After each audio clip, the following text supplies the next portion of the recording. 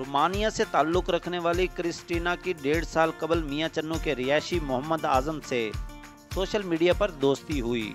دوستی نے بدلا محبت کا رنگ تو کرسٹینا پہنچ گئی پاکستان۔ کرسٹینا نے پہلے کیا اسلام قبول اور اپنا نام رکھا ایمان فاطمہ۔ پھر دونوں ایک دوسرے کے ساتھ ہمیشہ رہنے کا وعدہ وفا کرنے کے لیے رشتہ ازواج میں منسلک ہوئے۔ محمد اعظم بھی ایمان فاطمہ کو پا کر بہت خوش ہے۔